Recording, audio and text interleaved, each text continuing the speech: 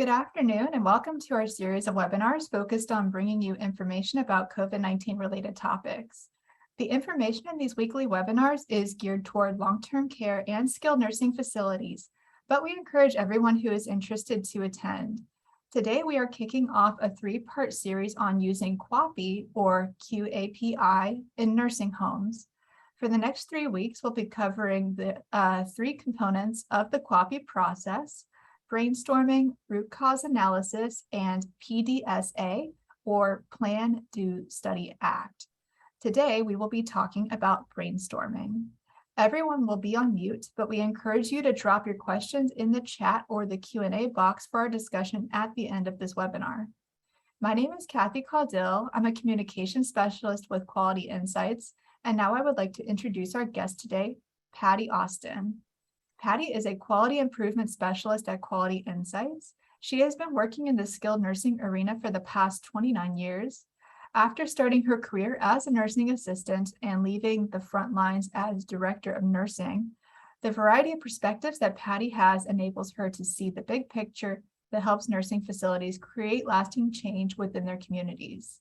Patty has been with Quality Insights since 2016, and she considers it a privilege to be able to interact with so many different facilities on a variety of topics each day. Patty, welcome and thank you for joining us today. Thank you, Kathy, and hi, everybody. Thanks so much for joining me today. I got to tell you, I'm kind of excited for today because we get to talk about one of my absolute favorite things, and that is the QAPI process and incorporating that process into your facility's culture. As Kathy was saying, this is going to be a three-part series with each session focusing on its own overarching theme within the QAPI process. And because we're breaking this topic up into 3 sessions, depending on the questions at the end and what type of discussion we engage in, we may or may not take our entire 30 minutes. That being said, let's jump in and get started. So, integrating the QAPI process has been a goal for many, many years now, and we've met that goal with varying levels of success. We know that in order to kind of fully integrate a new process into our culture, we have to do a couple of things first before that can happen.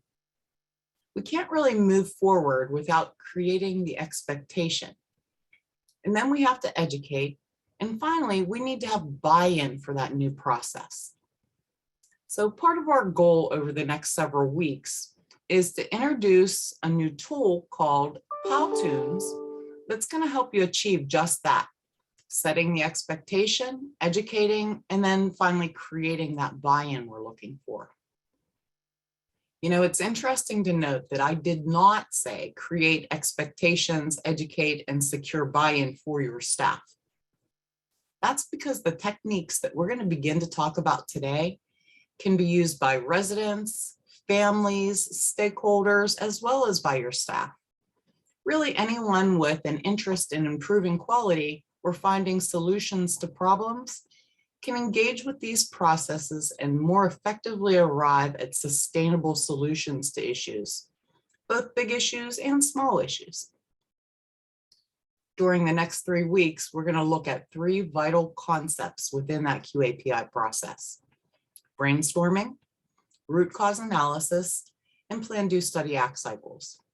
Today, we're going to start with brainstorming. But first, for those of you who are not familiar with the word Powtoon, they are short animated videos that convey a message in a very simple format. They're perfect to play in a break room or in your lobby. They work exceptionally well when they're played to introduce a topic at the beginning of a meeting. And they're also great to use as a mechanism to introduce a concept during those resident and family council meetings.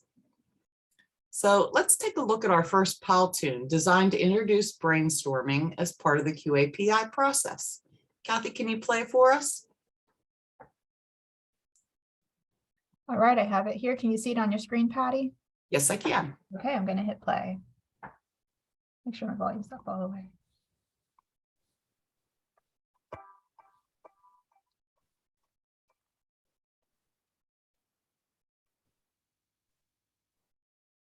Meet the staff at Caring Hearts Nursing Home. Recently, Caring Hearts administrators identified that COVID-19 booster rates reported by the Centers for Medicare and Medicaid Services were unexpectedly low among residents. We need to do something about this. Let's use our tried and true QAPI process to improve these rates. QAPI stands for Quality Assurance and Performance Improvement. QAPI is an approach to maintaining and improving safety and quality in nursing homes, while involving all nursing home caregivers in practical and creative problem solving. The QA, or quality assurance, in QAPI refers to the standards and process for assuring that care is maintained at acceptable levels. It is ongoing and identifies how an organization is performing, including where and why facility performance is at risk or has failed to meet standards. The PI, or performance improvement, in QAPI refers to the study of processes involved in healthcare delivery and resident quality of life. The intent of PI is to prevent or decrease the likelihood of problems by identifying areas of opportunity and testing new approaches to fix underlying causes of problems or barriers. First, we should begin with a brainstorming session. We want to make sure this is a free flow of ideas. Remember, no ideas are right or wrong.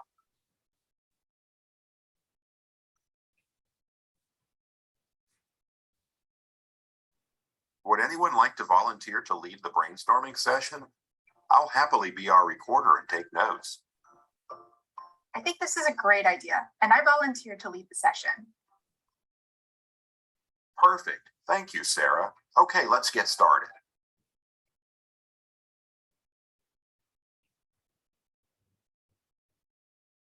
All right, before we get started, let's make sure we're all on the same page about our topic. For this brainstorming session, we'll be focusing on potential reasons why we have a low rate of COVID-19 boosters among our residents.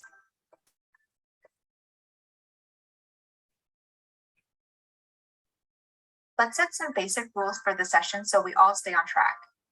I'll write a few to get us started. Rule 1, everyone is allowed to contribute. Rule 2, no one is allowed to insult, demean, or evaluate anyone else on his or her response. Rule 3, no answer is wrong.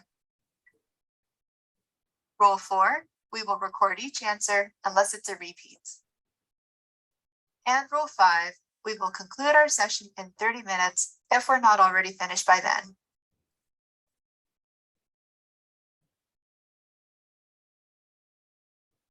During the brainstorming process, the leader will call on members of the group to share answers. The recorder should write down all responses if possible, so everyone can see them. We only pretend to offer the vaccine. We really don't have staff to give it. We have a lack of process for tracking due dates. Our residents are vaccine hesitant. Maybe someone left the door to the pharmacy open overnight and a thief stole all of the vaccines to sell on the black market. Now we can't get them because we can't afford black market prices. The supply chain is backed up.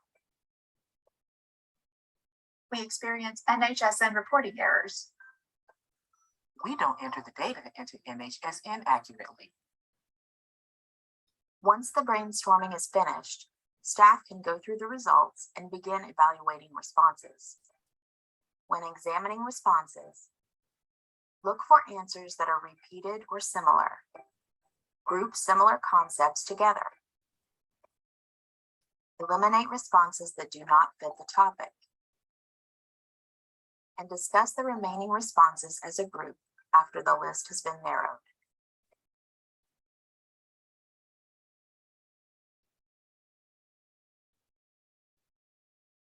Look for the biggest hole in the process, whether it's education, documentation, or form design, for example, and start there.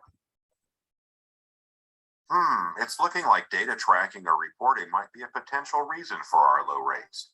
But why? Maybe we should do a root cause analysis. Now that you understand the first two steps of the process, you're all set to get started with your own QAPI project. When you're ready for next steps, view our second video in this series, which is focused on root cause analysis as part of the QAPI process.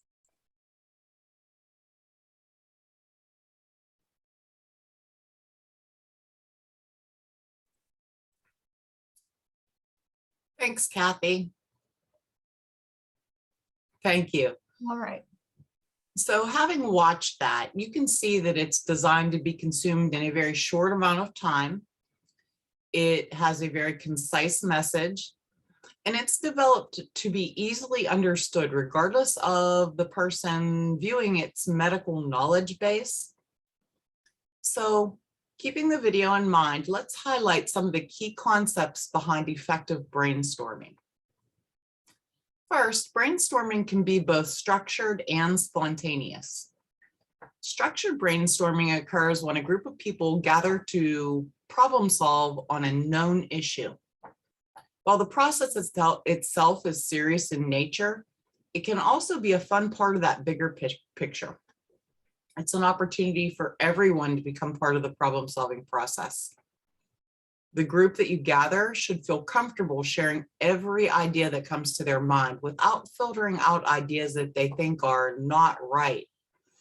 And I put that "not right" in air quotes to really focus in on the idea that the words right and wrong or good and bad really have no place in the brainstorming process. Sometimes it's the very thing that seems far-fetched and outlandish that leads to a solution to an issue. The other way to brainstorm is less formal, but can easily become part of your current process. Spontaneous brainstorming can happen anytime an issue is identified. And this can be a very effective part of a post-event review and as a precursor to the root cause analysis that is part of any post-event review. For example, let's say a fall occurs and the resident has been stabilized, the area is safe. Your team then gathers for a post-event debrief. After a review of the known facts is presented, a great way to take that next step forward might be to conduct a brainstorming session on why the team feels the event occurred. In this setting, the brainstorming session is of course going to be much shorter than the 30 minutes recommended in our Powtoon, and it will be less formalized, maybe just 1 or 2 minutes to kind of bring the team together into that problem-solving mindset. But it is important to call that section of your post-event review brainstorming and not just simply to ask people why.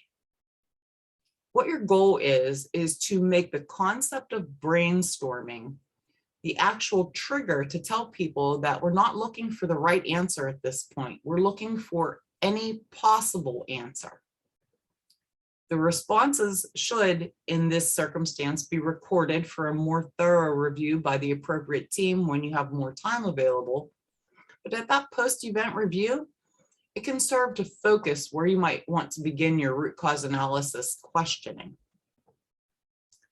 Next, brainstorming can be completed in a couple of different ways, and each method does require a time limit to be placed on the session. Often, a maximum of 30 minutes is recommended, but that time is a recommendation, not a goal to get to. It's rather a suggested stop point. You may or may not need the entire time. Within that time limit, you could choose to give each person a specific amount of time as you move around the team. But remember, 2 minutes is actually a really long time by the clock to speak. Try to avoid allowing the session to stagnate with silence. If somebody runs out of ideas, go ahead and move on to the next person. But don't stop at one rotation.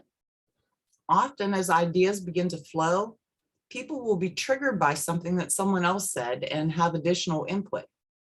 Sometimes, depending on the topic and your team, it can be helpful to move around the room Red Robin style, and instead of giving everyone 2 minutes of time, everyone takes a turn putting one idea forth, and then you move on to the next person.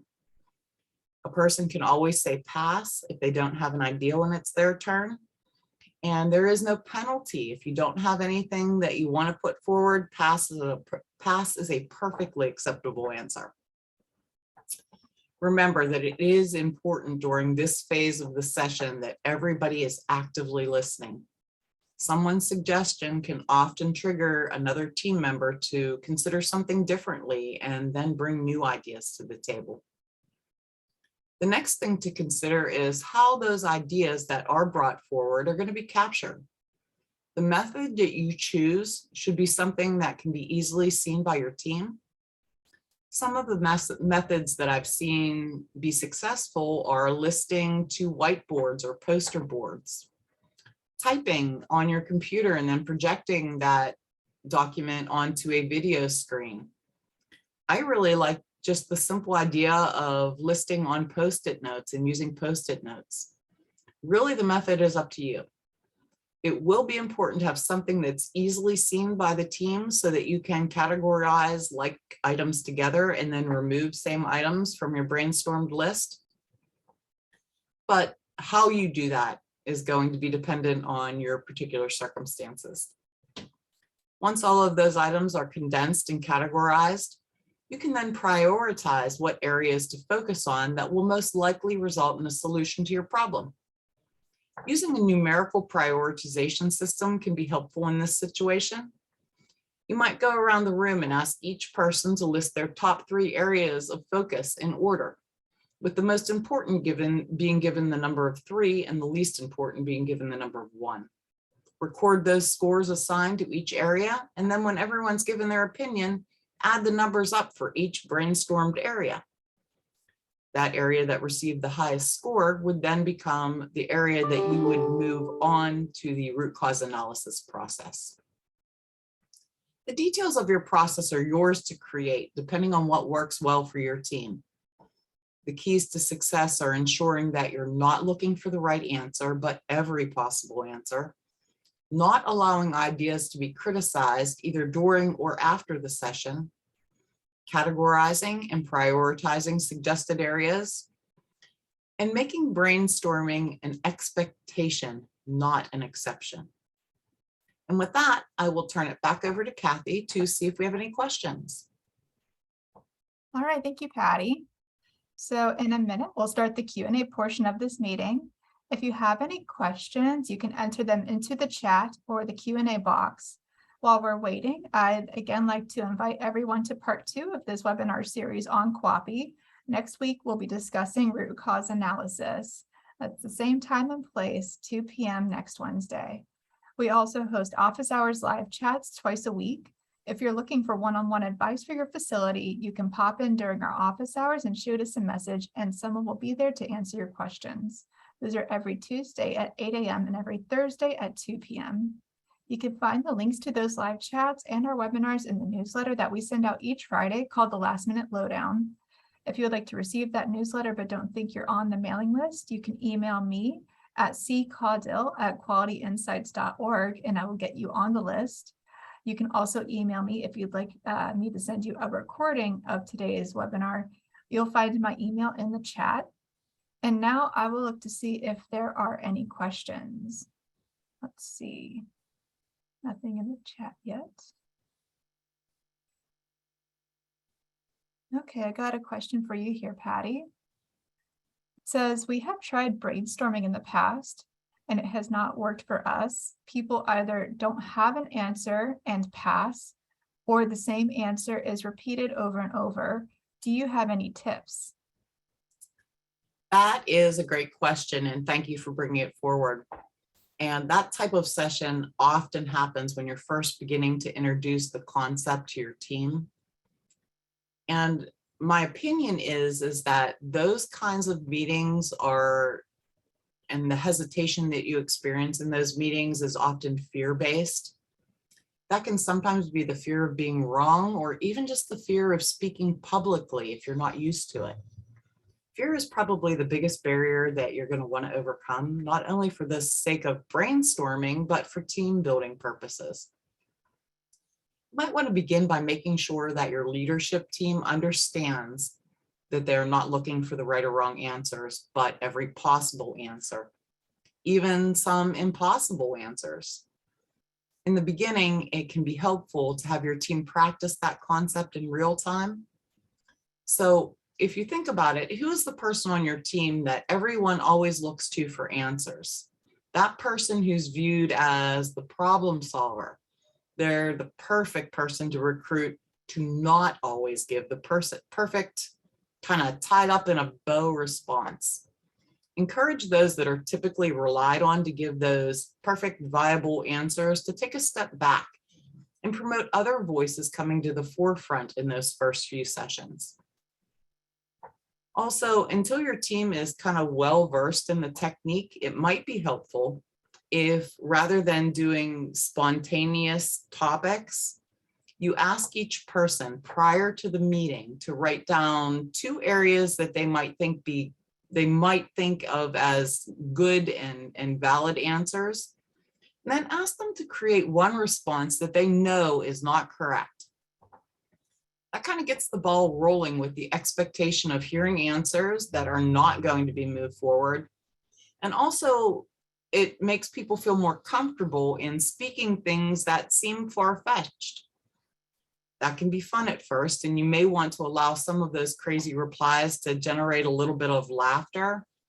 But as you move forward, change the game a little bit, and no matter how outlandish the reply, the game becomes no laughing allowed. And then that progresses to watching facial expressions and body language. As you get more adept at the process, things like eye rolls or sighs can derail the process before you even get it off the ground. But a few meetings in which laughter and levity are the expectation could be very valuable. They might seem counterproductive at first, but really they're not. Your goal is to create a comfort zone and to reduce fear of ridicule. You know, if you allow a housekeeper to chuckle at the reply given by the administrator, that might be just what that person needs to feel comfortable giving her own chuckle-worthy reply right alongside of her genuine thoughts on the subject. Remember that the time you spend on purposely frivolous submissions is still going to be accompanied by viable replies. Your goal is to create an atmosphere in which no response is deemed unacceptable. But don't lose sight of the fact that words of others generate ideas. Even the most fantastic suggestions could result in unexpected rewards.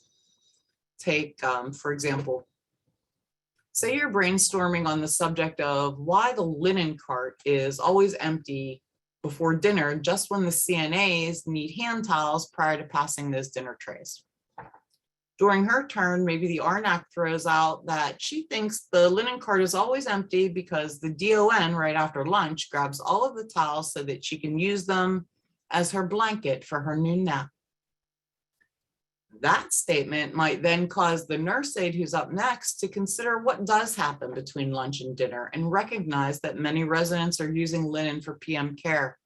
She then has the opportunity to add that solution to the list of possible causes. That's an example of the improbable leading to the probable. It's also an example, although simplistic, of when your problem solvers can take a step back and allow others to shine. That solution may have been simple for some on your team to identify and add to your list, but the reward of allowing someone else that success is going to help the process grow and help kind of secure the buy-in for the process that you're looking for. I hope that helped a little bit. Kathy, anything else in the queue? There is not. Okay, so if there aren't any other questions, I do have a challenge for you prior to next week's call that's going to focus on moving from brainstorming into root cause analysis. Sometime in the next week, give a formal brainstorming session a try. You don't have to have it last 30 minutes, but give it a try. Don't choose a big problem. Choose something light. Something like, why is the Dr. Pepper always sold out in the vending machine? Or even take it completely out of the nursing environment altogether. Something like, Why do I always have to be the person to pick a restaurant when we go out to eat? Or why do my kids refuse to close the cereal box? Have fun with it, but do give it a try. And then we'll take a look at that when we reconvene to take a look at the most fun session, root cause analysis. And with that, I will turn it right back over to Kathy, and she will tell you how you can access those Powtoons for brainstorming at your facility. Thanks, Patty. The Powtoon we watched today can be found on the Quality Insights YouTube channel. I've dropped the direct link in the chat for those of you who are here with us today. And for anyone watching a recorded version of this webinar later, I will include the link in the episode description. If you want to contact Patty directly, you can reach her at 1-800-642-8686 and enter extension 7633. You can also email her at paustin@qualityinsights.org. And you can check out our other interviews by visiting qualityinsights.org/QIN/multimedia. And Patty, thank you for joining us today. And thank all of you for joining us today.